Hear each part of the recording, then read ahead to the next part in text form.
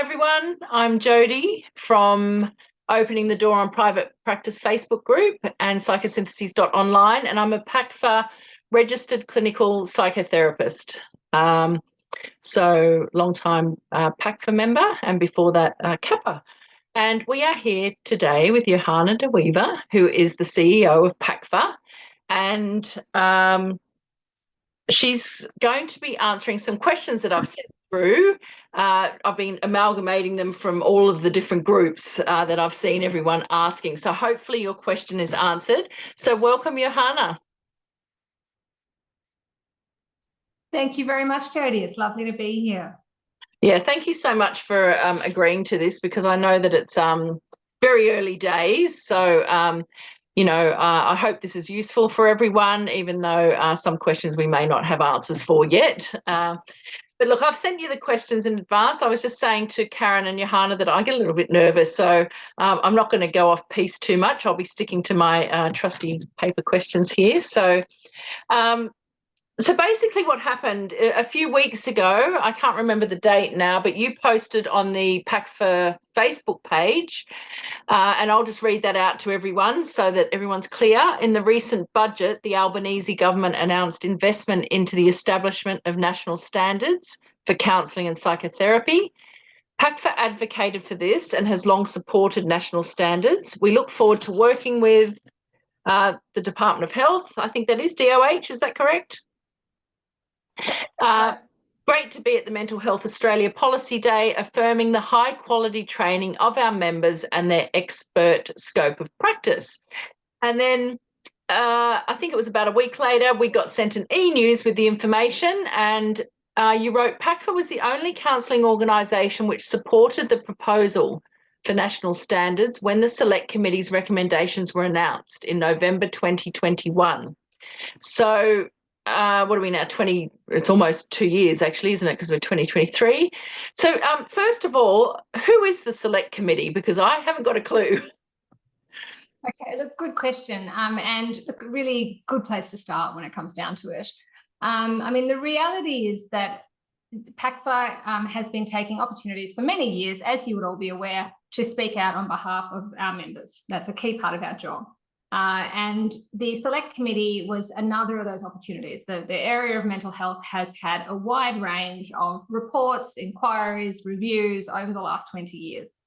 The Select Committee was a Senate inquiry put together, headed by Dr. Fiona Martin, who was the Minister for Mental Health under the previous government. And but it's interesting to note that the Deputy Chair was Emma McBride, who is the Minister for Mental Health under the current. They're both assistant minister positions, but they're pretty important, so we'll just go with ministers in the current government. So it represented a bipartisan group of people who were all politicians who were running a formal inquiry through which organisations affiliated with mental health would go and make a presentation about what they saw the problems were in mental health care and suicide prevention in Australia. So it was quite a long inquiry. It probably ran for about 12 months. They took presentations from a huge hundreds of organisations, and they presented a final report.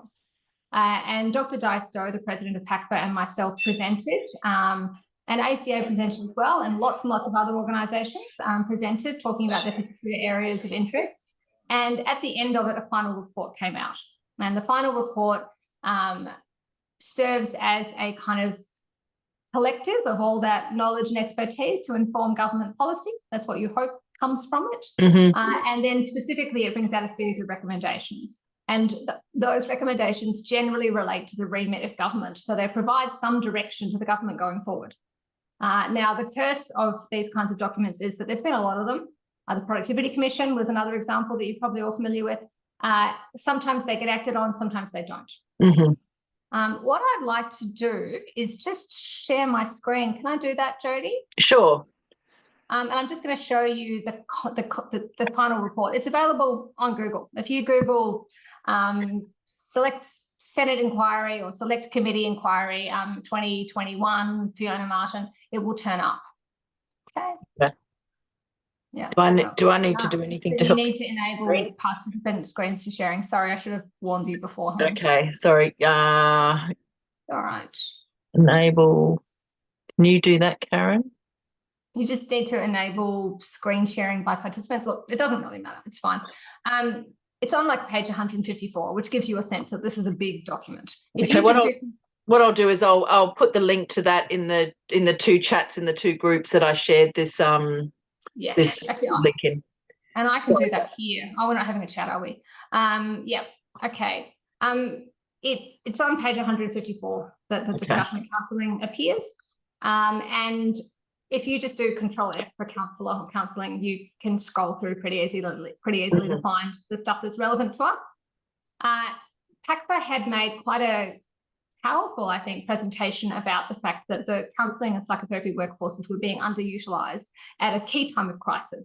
Yep. Now, the crisis was not just COVID. It related more broadly to mental health care across the nation. But COVID certainly brought to the light a lot of the deficiencies in the current program in acute settings and in non-acute settings. And it specifically brought to the surface the fact that relying on psychologists in private practice to meet all the need was not working. And one of the very useful pieces of data that we had collected was that 62% of our members could see a new client within 2 weeks. And so we had been using that piece of data quite extensively at the time, talking about it a lot, at the same time that psychologists were shutting their books for 3 to 6 to 12 months. So it was very obvious that there was a workforce opportunity there. And if you have a look at the section in the report, it's recommendation 20, and it gives a bit of a summary about registered counsellors and what the situation is. And there's no doubt that they're recognising there's capacity. But then when they get down into the report, there's language that indicates that there are concerns, things that stop them utilising that. And one of the things they precisely say is that whilst there is a national register, there's no minimum baseline, and that there's not a shared degree of confidence in the workforce, and that the roles of counsellors are not particularly consistent and well recognised. Yeah. So part of that is typified by the fact that the registration is not through APRA, which does help with that kind of stuff. Yeah. So the last point is, accordingly, if this workforce is to be leveraged to relieve the pressure on existing mental health services, the regulation of counsellors must be effective. This requires consensus on national minimum standards set for education, supervision requirements, CPD, and adequate oversight.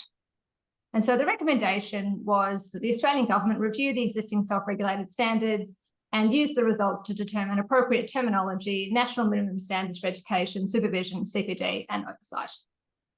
And the reason I'm going through all that is to show you that this is a really well thought out idea.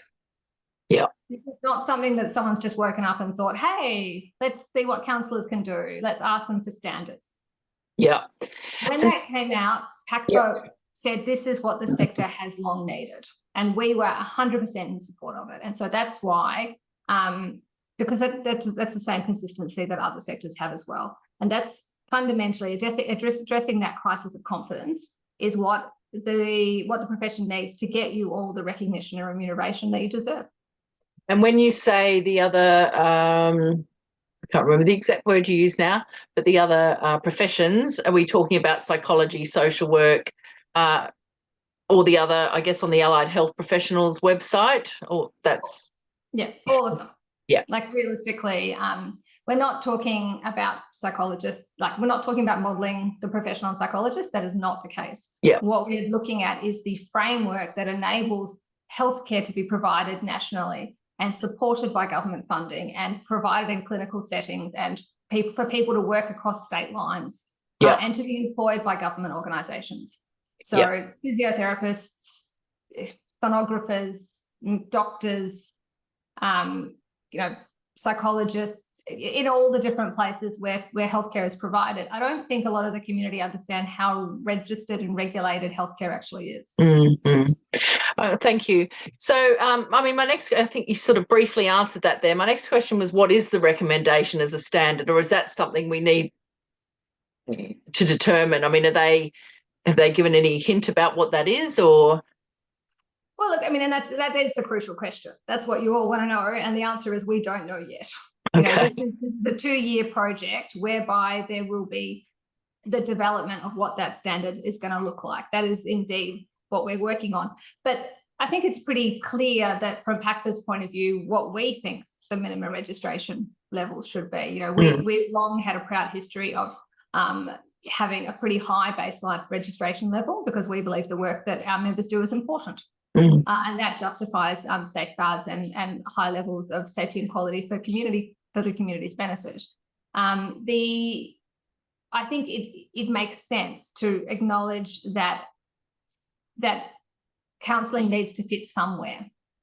So if it's going to fit within the healthcare model and it's going to fit in as an allied health profession, then it makes sense that it would have the same basic standards as other allied health professions. And other allied health professions do have a range of roles, but the tertiary qualification is the baseline. So you, when you say tertiary qualification, you're saying, and for anyone who doesn't know, it's AQF 7 and above? Yes. Is that what you're saying? That's the baseline, typically in allied health. So AQF is the Australian Qualifications Framework, level 7. Level 7 is a bachelor degree. Level 8 is a graduate diploma. Level 9 is a master's, and then of course you go on.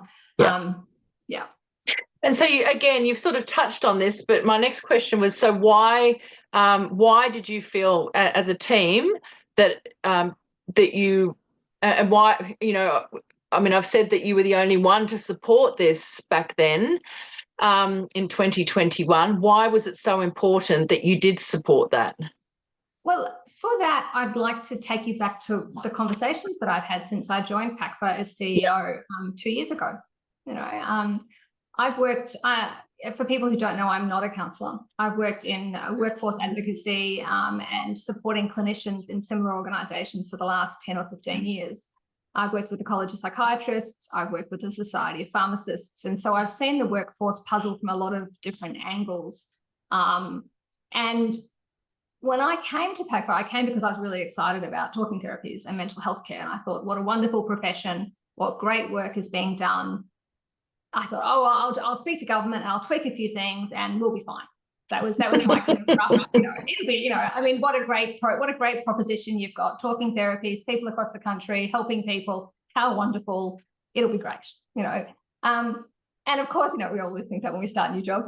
And so then I started talking. One of the first things I did was put out an open invitation to members to let's set up times for chats, you know. And so for the first year, I think I had about 80 just one-on-one phone calls with people or Zooms with people who wanted to talk to me. Some were very established in their careers and had a lot to do with PACFA. Others were new members and some weren't members at all. Like, it was just a broad kind of discussion. And I was quite shocked, actually, by the level of people were really, the morale was really low. And they felt really challenged and they felt really devalued professionally. And they described to me the barriers that they faced getting work and finding clients and how difficult it was to work in the current climate. And they also felt really disengaged from government and disregarded. And so I thought, well, this is really interesting. You know, this is not going to be quite as easy as I might have hoped. And I went and looked at what had been happening in the sector more broadly. And I thought about what my experience had been previously in bringing the government on board with projects. One of the things I'd done previously was work with the government to get them to fund significant legislative change to address medicine shortages in hospitals. Before that, I'd worked on the introduction of the child dental benefit for children at a time when there was no public dental funding, or very little. So I have a fair idea of how decisions are made in government. And I came to the conclusion that whatever we had been doing, it wasn't working. You know, we've been having lots of conversations with government. There'd be lots of photos, lots of handshaking, lots of, you know, engaging with the best possible intentions. But there was something we didn't know, or something we were saying wasn't landing right. And I mean, you're all experts in relationships. You understand that it's not enough just to try and say what you want to say. You've got to be listening to what the other person is telling you. And so I think, like, I came to the conclusion that the government was being very polite, but that they actually held concern about the quality of training Mm. in some part of our sector, somewhere, somehow. And that until we were willing to talk to them about that or give them a way to make them feel confident in our membership, that we weren't going to get what we want. And so, even though we didn't say anything like that in the select inquiry conversation, the very tone of our message was, we have high standards. We are absolutely confident that we can give you the right people to work as part of multidisciplinary teams. We have people who can work alongside doctors, who can understand diagnosis even though they choose not to work in that area, who can refer responsibly on when a clinical situation is not something that they are trained for. And that's what government wanted to hear. So I think the standards, whilst we still don't know exactly what they look like, they are an essential first step of the government saying to us, this is what we want you to do, so that we as a profession and you all as individuals can decide how we feel about that. And what kind of, and that can then inform your professional decisions, because the worst thing about making decisions is making them in the dark. Yeah.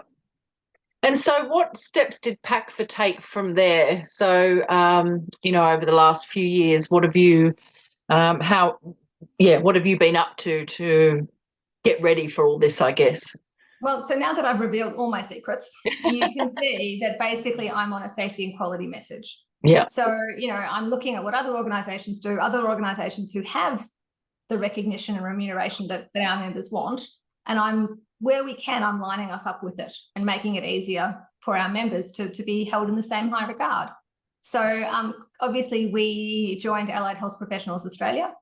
And what we had to do for that is we had to close a loophole in our membership, because Allied Health Professionals Australia has a baseline that insists that people must have AQF university qualifications. I expected that to be difficult, but when I went to my board and spoke to them about it, and we did an assessment of our membership, more than 80% of our members already had AQF qualifications. So it wasn't actually a big change. And the reality is that membership actually, it understands historical members. It understands that some people came through at a time when not everyone went to university, and that expectations were different. So there's no impact on our established members. It was just something we had to apply to new members coming through. Similarly, we've joined NASRAC, which is the National Alliance of Self-Regulating Health Professionals. Catchy, I know. And that's not something that you would necessarily know or hear much about, but that's actually the independent body that is meant to be the equivalent to AHPRA for the self-regulating professions. Oh, okay. It has standards that we weren't meeting. So when we were going in and saying we're so good, we didn't actually have things that we needed to cover in that. So now we're going back and meeting them. So effectively what we're doing is showing the government that we are listening to them. That we are prepared to work with our membership to make sure that they can have the high quality workforce that they need. So just going back to the Allied Health Professionals Australia, I mean, we were affiliate members before. Why was it important to become a full member? Because when you're an affiliate member, you don't get invited to any of the meetings. Okay. So I see. So have you been invited? I think I saw on the e-news. You've been invited to a meeting since?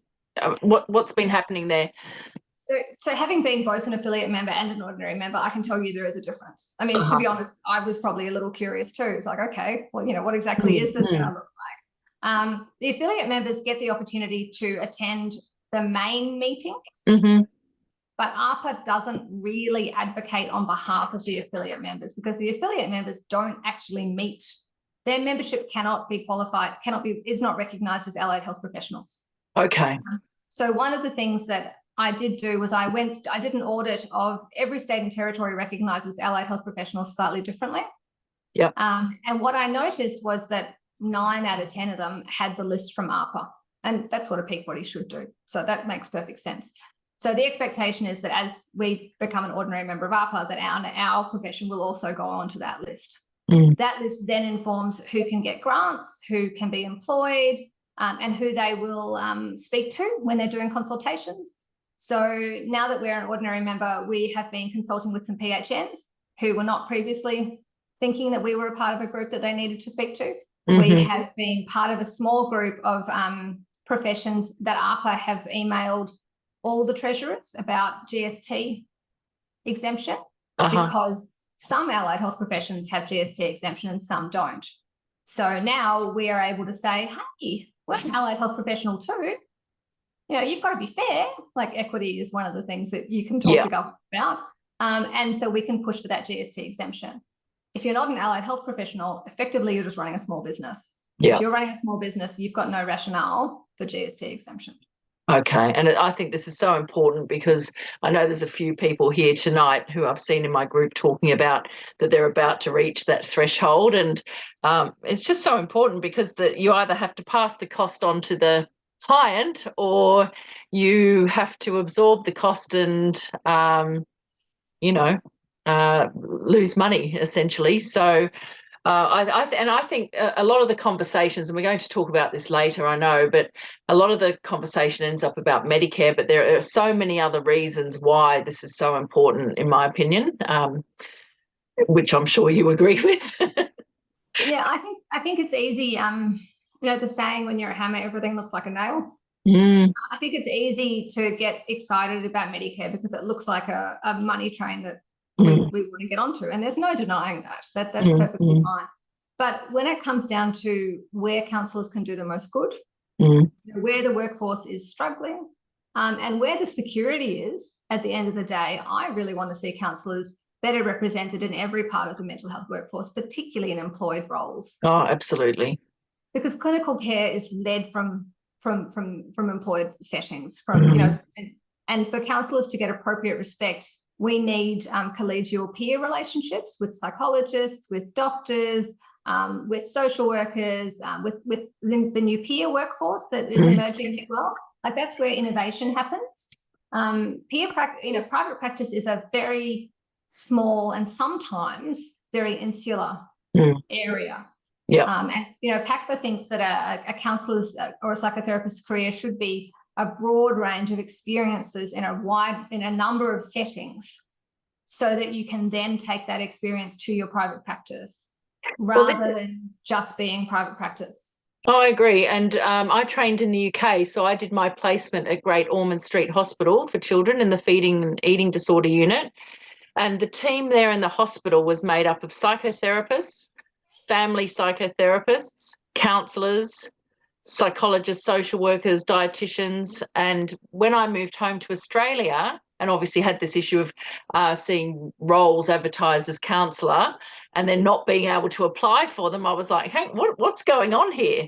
Because actually in the UK, I think we're much more highly regarded. And for those who don't know, they're actually going through they've just been through a similar process. So they've just incorporated the scoped national standards. So they're just that step ahead of us. But I was shocked that, most people here would say when they see a job, they think this looks fantastic, and then it says psychologist or social worker, and sometimes even an OT, which is the fact that we're not included on that, I think, is a big part of why these standards are important. So thank you for clarifying that. Okay, so I know we had a little bit of a discussion about this, and you probably won't be able to answer it, but obviously there's a lot of people here today who aren't just from PACFA. There's some people who are with other organisations. There are some people who aren't registered with anyone. What does all this mean for counsellors who are diploma qualified, and those who won't, if it is, because we don't know what it's going to be yet? What does that mean for diploma counsellors?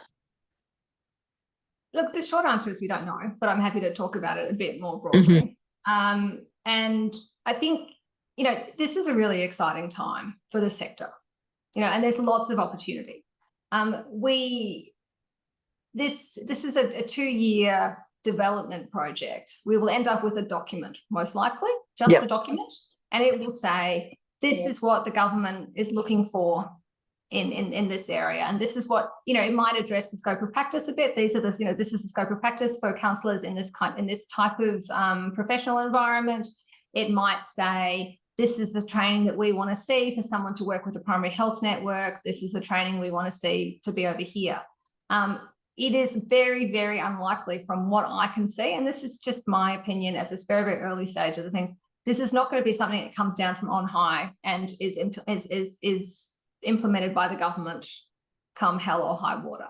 This is, this is an opportunity for the sector to identify the values and strengths of our workforce and have the government endorse them so that we can so that employers know where to start, because the reality is at the moment they don't. They're doing those PDs without counsellors, because when they put down the word counsellor, they get applicants whose training varies so extremely that from an HR point of view, they can't manage the process. So there's a practical bureaucratic reason for why having very, very, very wide range of skills and experience and trainings is not ideal from a professional point of view. That doesn't mean that there aren't people out there with diploma qualifications doing great work. Of course there is. Just like there's people out there who learned how to drive in their back paddock and have never got their driver's license who are doing really well. But at the end of the day, we require everyone who drives on the road to have a driver's license, because we're talking about safety for the community, and because you can't just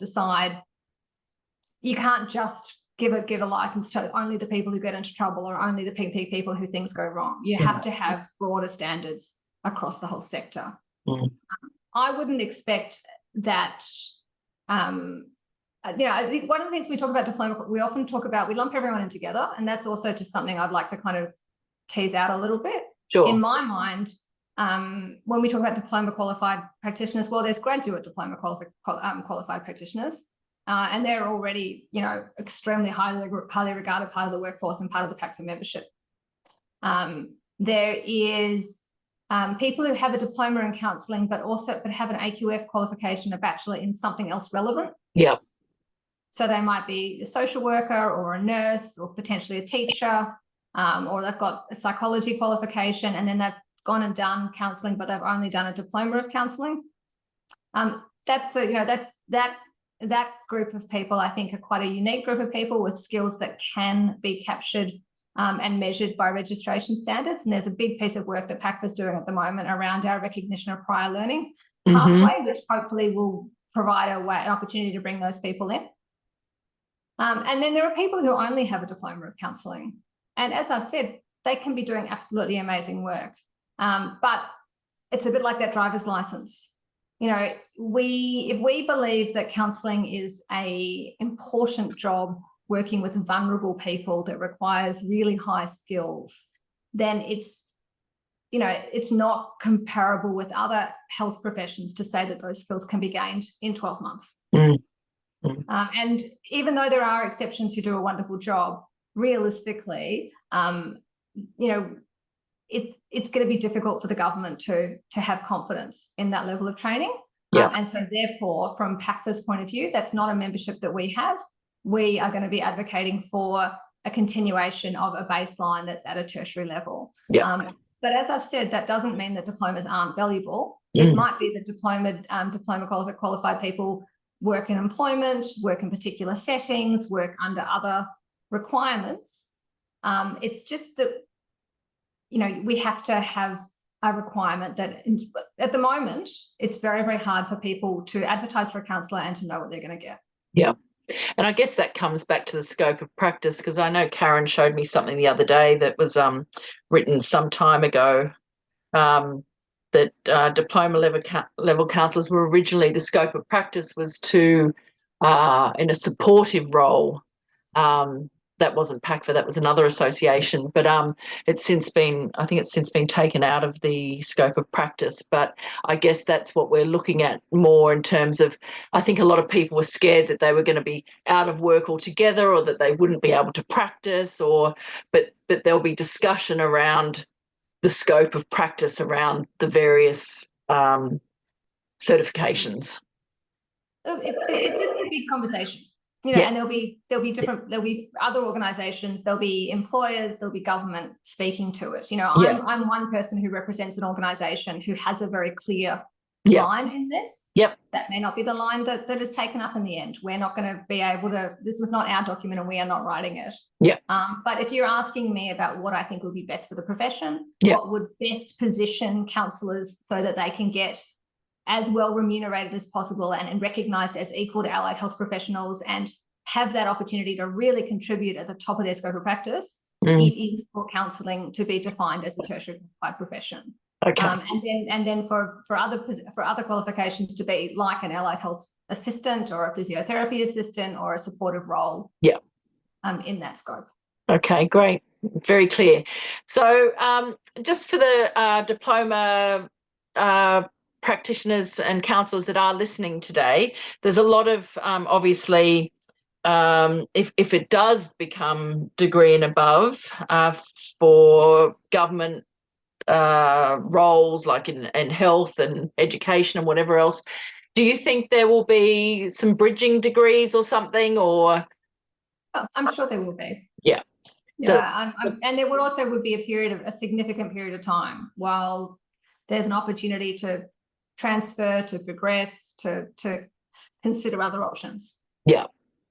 And so some of the other questions, and I think you've kind of touched on this already, but we're around, do you think they'll diploma counsellors who don't, like one of my concerns about all this, and I think it's a lot of people's concern, is that a lot of people come to counselling midlife. And one of my problems with, I guess, some other mental health degrees is that you've got 18, 19, 20-year-olds coming in doing a degree and a master's by the time, or a PhD by the time they're 30.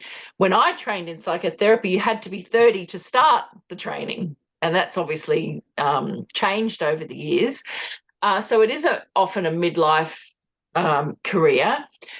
You've got people perhaps from Indigenous communities, people from low socioeconomic backgrounds who, a degree may seem sort of out of reach for those people. So I think those people have some big concerns. But also, I guess they want to know, is counsellor going to be regulated as a term? I think I've seen that that's not going to be the case. Yeah, look, I don't think what most professions actually aren't regulated. I mean, cosmetic surgeon's not regulated, scarily enough. Wow.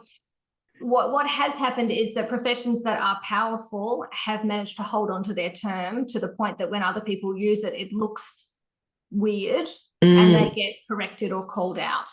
So I think that's what we can aim for. We can aim for counsellors to be strong enough that if someone else is calling themselves a counsellor, the question, the eyebrows go up and it's like, well, why is that happening? I mean, and I think, so, we do need to protect that space, but that will happen if we can get, and I think that's a definite step from the national standards. If we can get a well-respected workforce that is contributing in the places that matter, in acute settings, in non-acute settings, in primary health, in GP practices, then the ownership of the terminology will kind of return. I was just trying to think. I had something to say about what you said just before that, Jodie. What was it?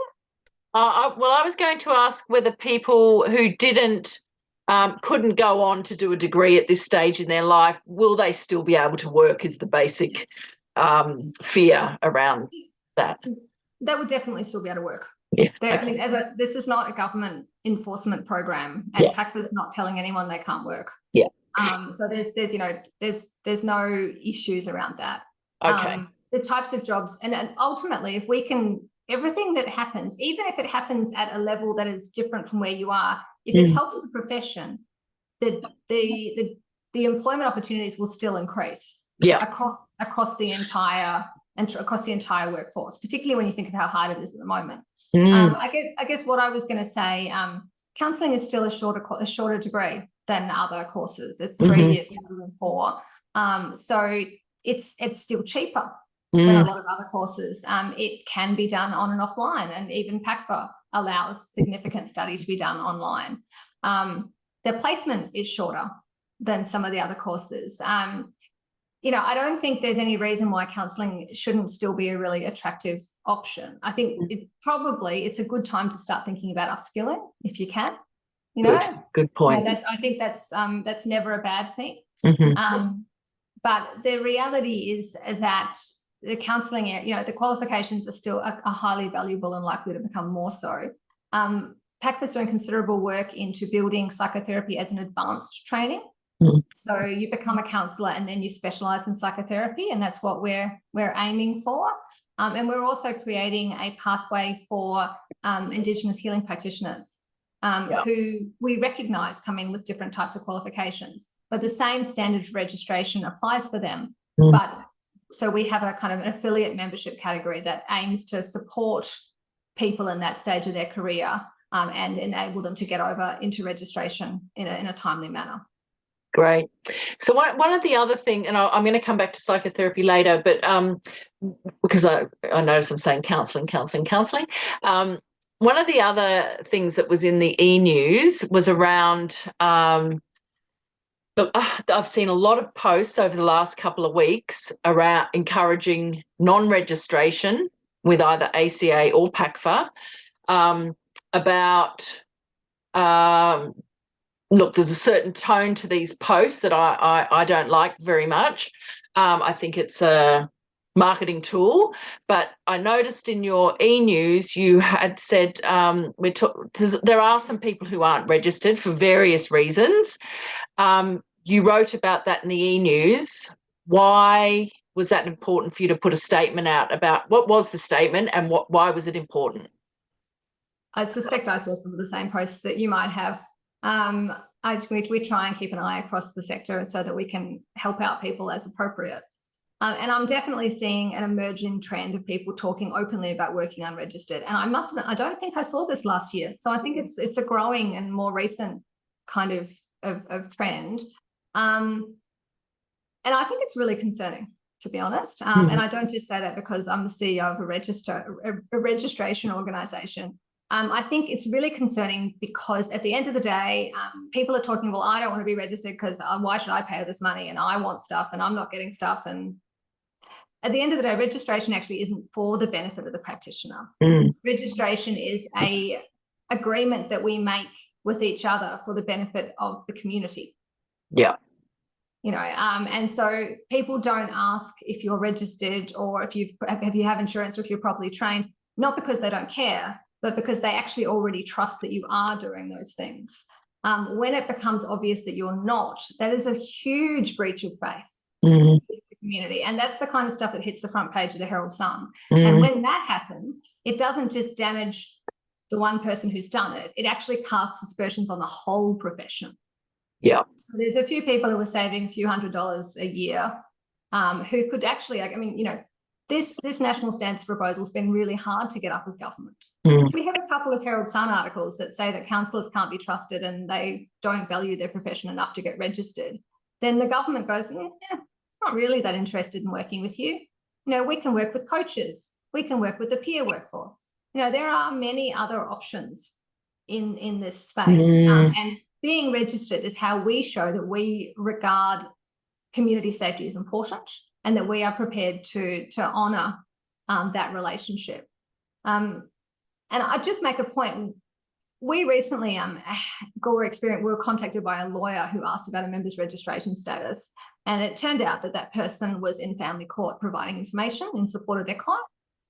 But it was uncovered by the opposing legal team that their registration had lapsed. They had forgotten to renew, which does happen. This did huge amount of damage to their client's case because it stopped being about the client's case and it started becoming about the therapist. If they'd been completely unregistered, the situation for the client would have been even worse. And the client would have had nowhere to go and complain, no one to notify, no one to make sure that the person picked up their registration and maintained their legal requirements.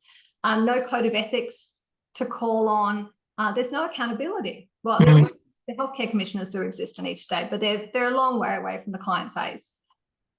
So what we said in our article was effectively that you can't have it both ways. Yeah. If you believe that the work you do as counsellors and psychotherapists is important, then requirements like registration are going to be needed.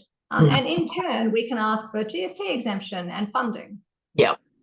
If registration is not necessary, then what effectively you're saying is you're not providing healthcare. And if you're not providing healthcare, then you have no entitlement to any of those other things. Well, see, for me too, as a 22-year-long therapeutic counsellor and psychotherapist, for me, this is also a therapeutic issue. It's not just a association issue. It's an issue for me around often these split off associations or no registration are around a rebellion of some kind or a pissed offness of some kind that hasn't actually been worked through therapeutically. And I think this brings us back to one of the things that I love about the PACFA College of Psychotherapy, and I can't speak for the College of Counselling, the reason why therapists need to be in their own therapy, because it's not just about, I think it's about having something bigger than us hold us, even just in a psychic kind of way without all the stuff you do, that someone is actually bigger than me, and it's about narcissism and working through a narcissistic wound, in my opinion. But, I'm sure many people would disagree. But I think there's some personal work to do there around that stuff as well. So anyway, that's my 2 bobs worth. Okay, so another question, I forwarded you the question. It was quite long, but I'll go with my short version. What does a national standard mean for training organisations? And something you said in your email back to me, I was really shocked, because a lot of people, where have I written it? A lot of people, I think, don't join PACFA because they don't see their course accredited on the accredited list. But you wrote back saying you don't have to do an accredited course. I'm guessing that means they can do recognition of prior learning or something, or... Oh, it's actually even simpler than that, Jodie. Recognition of prior learning is for people who don't have a counselling qualification, like a counselling qualification that meets our requirements, that have another relevant qualification that they can use to prove that they have learnt how to build an effective therapeutic relationship, and they highly understand ethical practice and those kinds of things. And really, it speaks to that fact that you mentioned earlier, which is that counselling's a really good, really popular second or third career. And not everyone wants to go back and start at bachelor level, which makes perfect sense. Which is a key thing that we are advocating to the government about, and fundamentally that feeds into our graduate diploma approach, where in PACFA, a graduate diploma has no limitations. You can go right through our membership, and it's a very popular and common qualification. So your question was, I got distracted. I was going to say, what does a national standard mean for training organisations? That was actually going to be my question, but I interrupted myself by your email to me saying that actually to join PACFA, you don't have to have done one of the courses on the list. Okay, so there's 2 points there. Don't let me forget the second one. The first one is that what this means for training organisations, we don't know. The point of a document such as this from government is to inform the sector of an opportunity. And so I would expect training organisations to look at that and to go, okay, if I train my graduates in that way, they will have a head start for these types of roles. And so I would expect them to be responsive to it. When it comes down to it, training organisations want a valuable, appreciated sector. They want job opportunities for their graduates. And I, if we approach it all with good faith, then we would expect training organisations to get on board. There will naturally enough be a transition and a change period for them as well. In relation to PACFA's registration, it's actually it's kind of a slightly unknown thing, which is that registration is not dependent on you doing an accredited course. Registration is dependent on you being able to prove that you have the training that is required. We have training standards which inform our accreditation, but you can prove that your course also has those units by sending us your transcript or sending us your course handbook information. And then, 60% of our members our new members come from non-accredited courses. So this is amazing. This is amazing because, in Facebook groups, there is a very big split between you must do this to join this association and you must do that to join that association. What I'm hearing is that people can actually apply to join to PACFA even if they haven't done the list, which Karen, I think, feel free to unmute yourself. You're doing the University of Sydney Masters in Trauma-Informed Psychotherapy. Now, I know for a fact that they want you to do your own therapy, that, obviously this is one of the courses that you've already got a Bachelor of Counselling, but certainly that course, someone doing that would more than likely be able to apply for PACFA. That's what I'm hearing. It's interesting, but when you think about it, it's about registration. I mean, in 12 to 18 months, we're doing a lot of work at the moment with our expert members guiding us. We're actually looking to measure people against competencies. Yeah. Like, it actually shouldn't be that you did this course, X course at this period. We are not a business generator for an accredited course provider. Yeah. We don't. That's not what we're about. What we're about is ensuring that there is a really good workforce able to help the community with what they need. So at the end of the day, it is really about the workforce being skilled. It's about the skills and the expertise of the workforce. And there are a range of different ways that can be proven. And doing an accredited course is probably the simplest and easiest way, and it gives you a discount on registration in the first year or application fee. So it's a good pathway. But if there's no accredited course nearby, or that doesn't suit your requirements, you can do another accredited course. You can do a non-accredited course with the proviso that it will still have to meet those same requirements. Yeah. At the moment, we are quite tight on online only courses. So that's not going to meet the requirements. Yeah. Okay, good. So now, one question on everyone's mind, and I know everyone's been waiting for this all night. How are PACFA and ACA going to manage this, considering a tumultuous history? And considering we keep hearing about RCAP, but I've never actually seen RCAP. I don't know what RCAP's doing, but, how are you? And look, the reason I say this, as I said the other day, I've been looking at the Scoped in UK. So if anyone's interested, I'll post the link. There are so many documents about this process in the UK. One of the things that I loved was that the Psychoanalytics Association over there talked about collaborating and whatever else. So how and what happens is this split filters down into Facebook discussions and whatever else. How are you going to work together? That's the question. We work together all the time. It is quite interesting that there's this so we work together through RCAP. We did put together a proposal for the government through RCAP last year. And to a degree that will probably, that was informed by a kind of a philosophy of training that predates me. So there's been a consistent line through RCAP through quite a range of years. And that line has been at the master's level for training, bachelor and masters. And astute observers will notice that that's what a lot of private health insurers require. And I'm not entirely sure why they skipped the grad dips, and that's something that we are going to go in and argue for. But I think it's pretty safe to say that, ACA and PACFA, we're very, Philip and I have a chat quite regularly. He paid for the taxi back from the last meeting to the airport, so I've got to pay for the next one.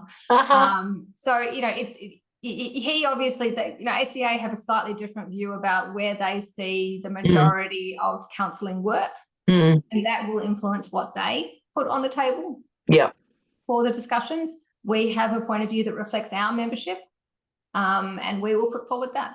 And the government, who are the ultimate arbiter of where the funding is spent and what kind of standard they want to see, they will probably take a little bit from column A and a little bit from column B, and we will end up with a combination. I do think that so there's not, we have to be competitive for the sake of our memberships, and I must say, I actually don't think that's a bad thing. In Yep. a sector where you only have one membership organisation, you would find they get very lazy very fast. Uh-huh. So, in psychology, in pharmacy, in medicine, in all the muscular therapies, every group has multiple membership organisations, and it keeps people on their toes. Mm. So, because otherwise, there's only one of us. What's to stop it putting its prices up massively? What's to stop it not pushing that hard for something that benefits it? Yeah. So I don't agree that having two organisations is bad for the sector. Mm-hmm. And I think what we're seeing now is the government never cared about that. The whole idea that the government theoretically cared that there was a problem we had to. What the government cared about was they couldn't understand how the registration worked. And that's what we're going to clear up with the national standards. Great. Perfect. Okay, so this is my passion in life, psychotherapy. I started out as a psychotherapeutic counsellor and then moved into psychotherapy. I recently had a Zoom with Ernst, who is the in charge of the College of Psychotherapy within PACFA. I was really excited to hear his views on where PACFA is going in terms of psychotherapy. I've always been very clear that I fully support the differentiation between counselling and psychotherapy, having trained in both. It is, and in a classic psychotherapy where it took me 8 years to get my psychotherapy degree. Really excited to talk to him. He's away at the moment. As you rightfully differentiate, what does all of what we've been talking for mean for psychotherapy? Where is PACFA going with psychotherapy, I guess, because we hear a lot about counselling, and I know you've said to me before, and I often email Johanna with my complaints about things and ideas and tips and things. But what does all this mean for psychotherapy? You mentioned briefly that, and I think when we met, I was one of those people that you had a conversation with last year and earlier this year, that you see counselling, a Bachelor of Counselling as I can't remember whether these were my words or your words, a gold standard, and then a psychotherapy will be a specialisation. Can you just say a little bit more about that? So effectively what we're doing is we're recognising that that's how career progression tends to work. People start out, they get registered, they get in, they start working, and people do improve. They gain skills, they do additional training, they specialise in a cohort, they specialise in a modality. And at the moment, or traditionally, our registration hasn't been particularly good at recognising that. And specialisation is typically the way that you would argue for greater remuneration.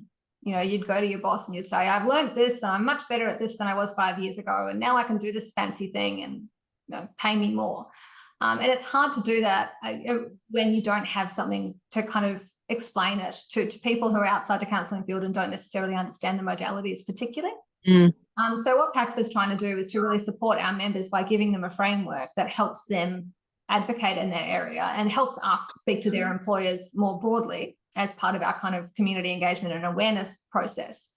And so people might be aware that we already have a number of colleges. We have a College of Psychotherapy, a College of Relationship Counselling, and we also, what we're aiming to do is to work through those colleges. We've now got a College of Creative and Experiential Therapies and a College of Supervision. And we're aiming to provide advanced credentialing for all of them. And one thing, I really need to make it very clear that this does not mean that counselling is less than. Counselling is foundational. That means that counselling is overreaching for everything. You as far as we're concerned, well, it's quite obvious, you can't be a relationship counsellor unless you are first a counsellor. Yeah. You can't be a psychotherapist unless you are a counsellor. Exactly. Because it contains those foundations. And we do expect that we will also be in a position to provide an advanced credential for counselling as well. It is simply a matter of lining up the process, doing the work and working our way through it. And so psychotherapy is an obvious one for us to lead with because people are really interested in psychotherapy. And we do have a training standard, and the training standard articulates that to be a registered clinical psychotherapist, which is our trademarked term and badge for it, you need to have 450 hours of modality training. You need to have significant personal therapy. There's a number of very clear steps that you can go through that you can do to become a registered clinical psychotherapist. So we're tidying that up effectively and trying to make that easier for people to complete. Because at the end of the day, there's an opportunity with these national standards to say, right, this is what a counsellor is. And then we also get the opportunity to say, and this is what a psychotherapist is. So, and then as soon as we get the government to endorse that, which is the aim, then people will be like, oh, I want to employ a psychotherapist for that job. Oh, I want to employ a counsellor for this job.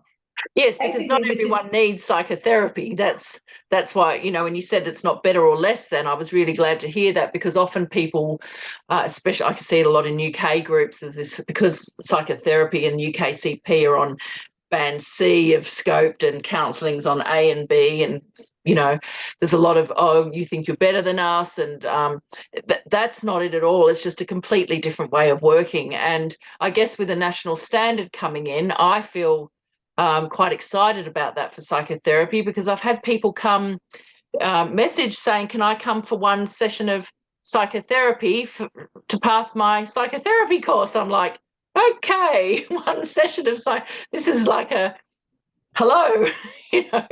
Actually psychotherapy, and I think, I can't remember the exact hours for PACFA, but I mean, I know when I trained it was 40 hours a year, and I think that's about the, you know, by the time you have school holidays and breaks and sick and whatever else, it typically works out that for the duration of the training. It's a very big commitment. And yeah, plus the extra hours and the master thesis often, all that kind of stuff. So I'll be glad to see what that looks like. Yeah, I mean, it's just very confusing. Yeah. You know, and I think we have been confused. The profession has been confused. And when the profession's confused, you can't really expect employers not to be confused, or the government not to be confused, or the community. So PACFA's been working really hard to tie down our expectations and our information in those areas so that we can support, you know, a greater and more transparent understanding of the work. Yeah. And so tell me, Johanna, where do you see, I mean, you've talked about this throughout, but where do you see the creation of the national standards taking counselling and psychotherapy? What's your vision, I guess, for?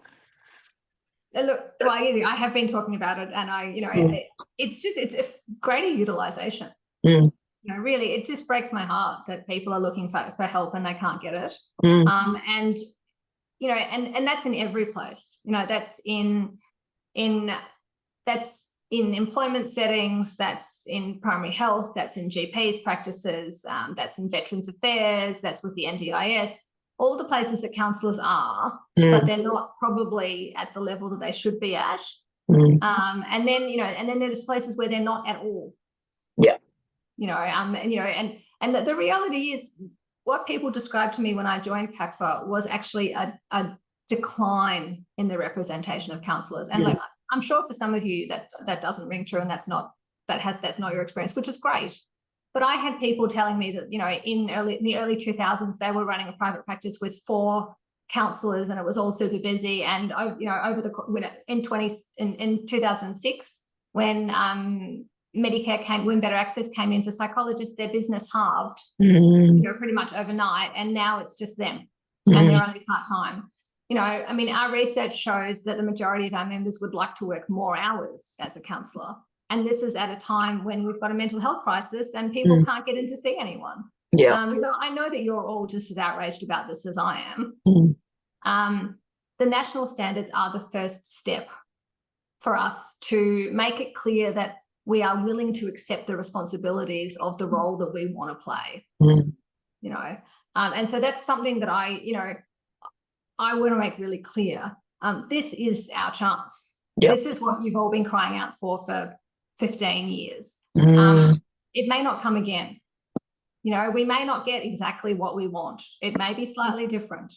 We're not owed a place. You know, we need to listen, we need to respond, we need to work with our training providers, and we need to, you know, to be flexible about what our expectations are. But thanks to COVID, whoever thought you'd be saying that, thanks to COVID, they are interested in what we have to say. And you know, so there's an opportunity for you all to step up and to get to get the remuneration and recognition that you deserve. And look, I guess I want to say to you is I think you're being very humble about yourself, because you said, rightly so, said the associations have been doing the same thing for a very long time, and you've been there for 2 years and have really, I think, catapulted us forward in terms of recognition. So I really wanted to say thank you for that. I'm one of those people who, there's a fear around becoming part of the medical model and all that, but on the whole, I can see that it is better for our profession to have a national standard. And I just really wanted to honour you and the work that you have been doing, for the last 2 years. We've seen more changes in the last 2 years than in the last, or no disrespect to anyone else who has been advocating, but you seem to be doing the right kind of advocating. So I'll leave it there, I guess. Yeah. Thank you, Jodie.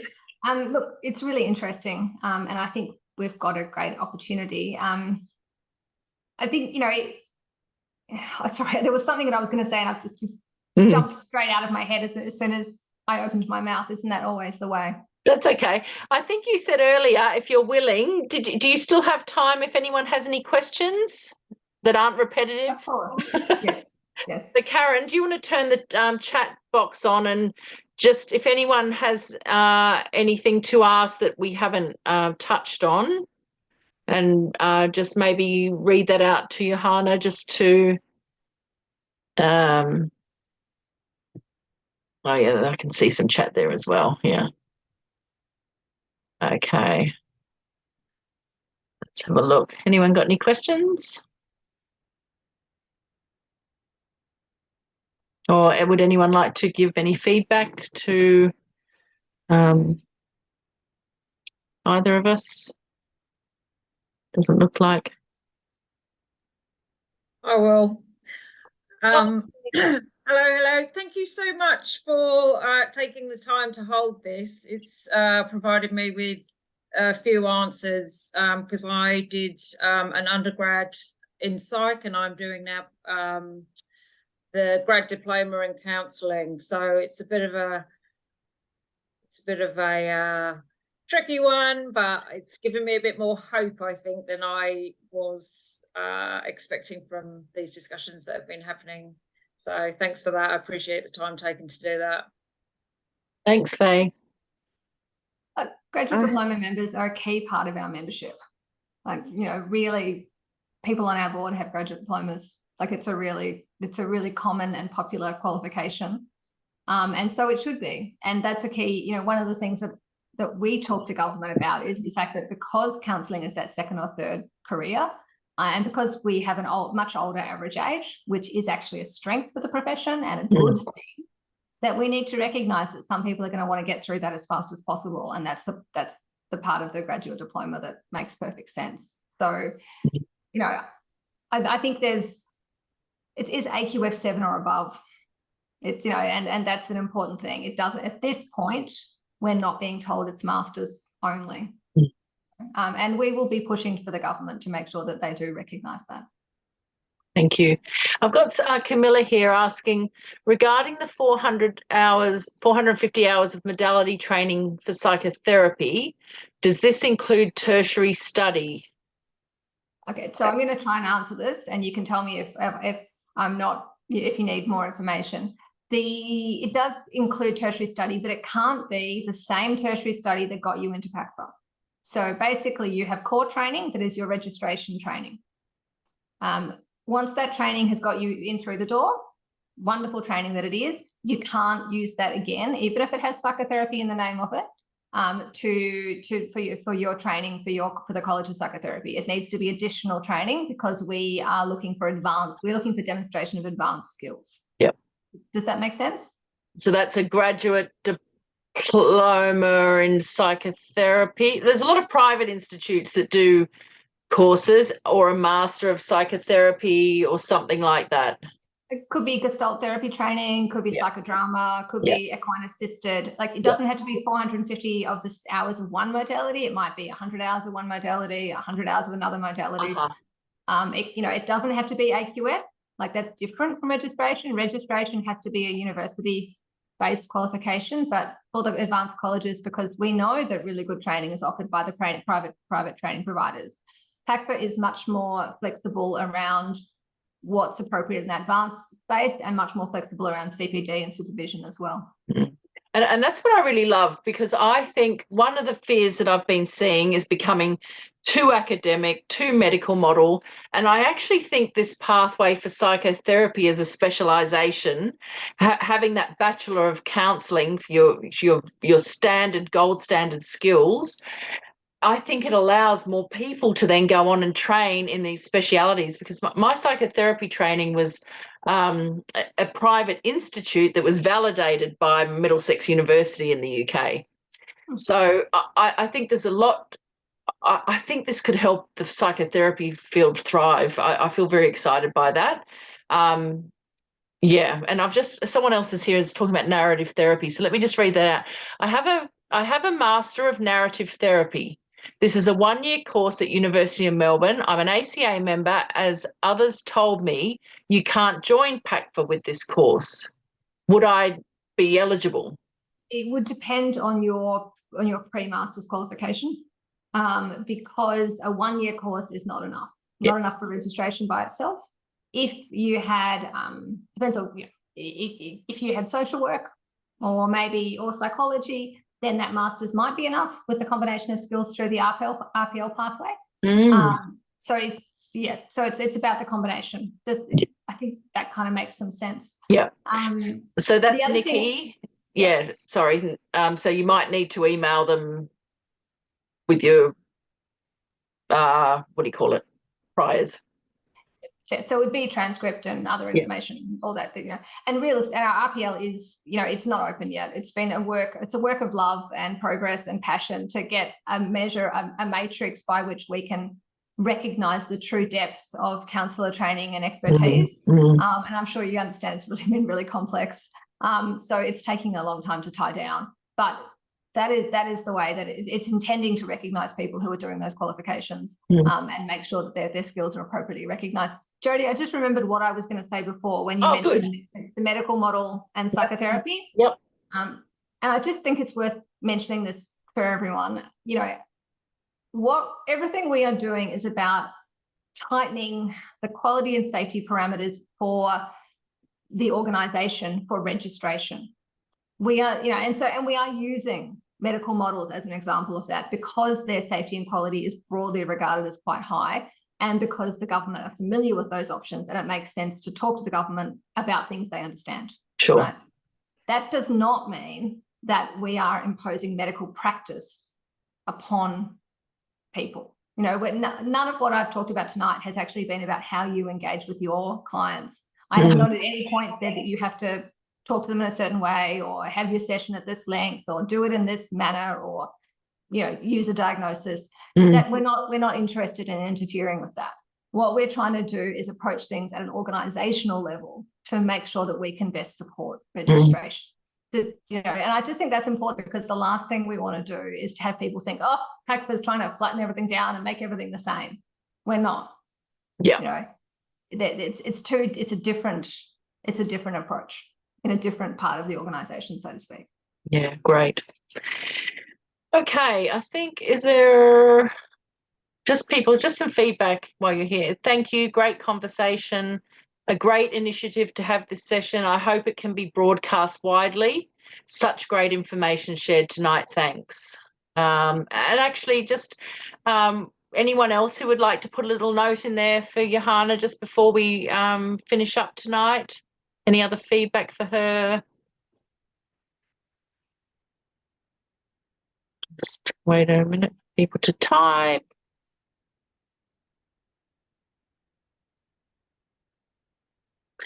Really appreciate such clear, going quickly now, information shared tonight. Thanks.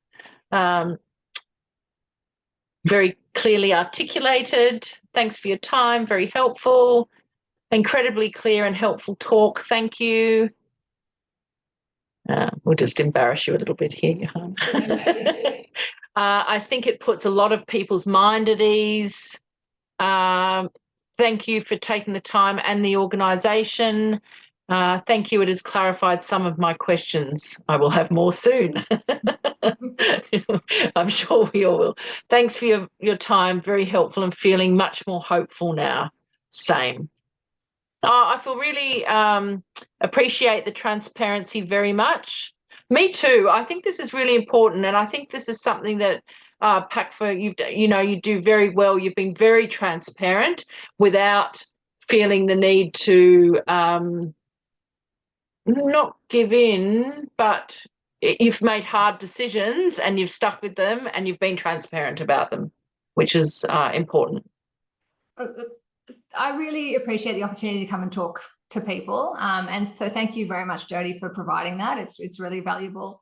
PACFA is a small organisation. We're a small not-for-profit membership organisation. We are very busy, and that means that sometimes our corporate communications and our social media is, it's not at the top because we've got lots of things that we're trying to work our way through at the moment.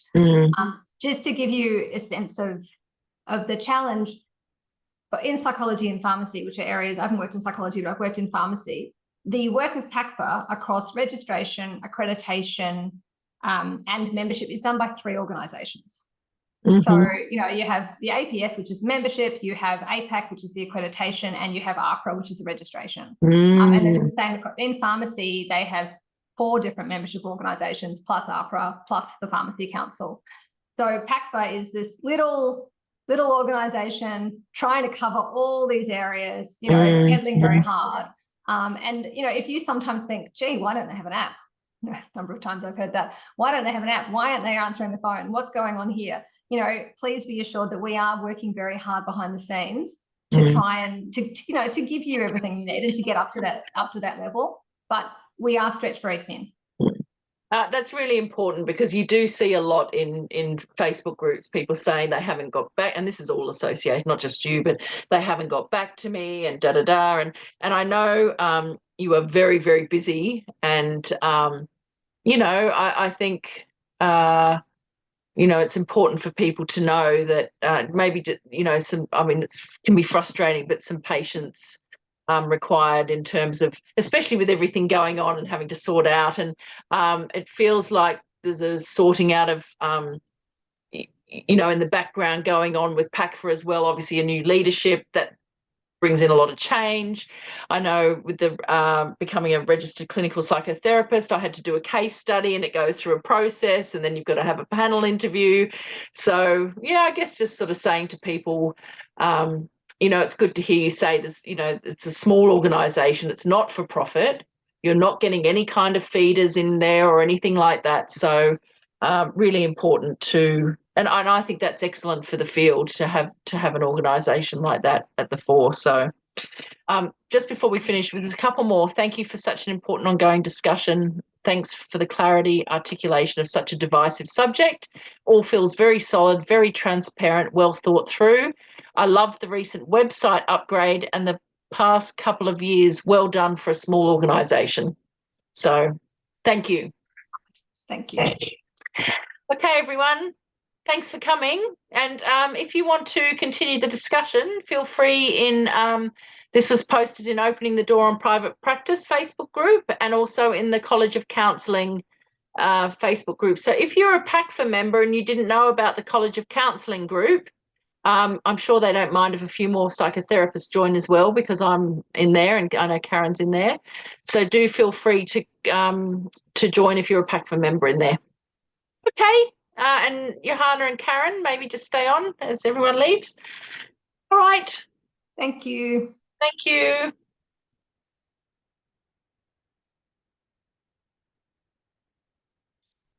Oops. Want to stop recording, not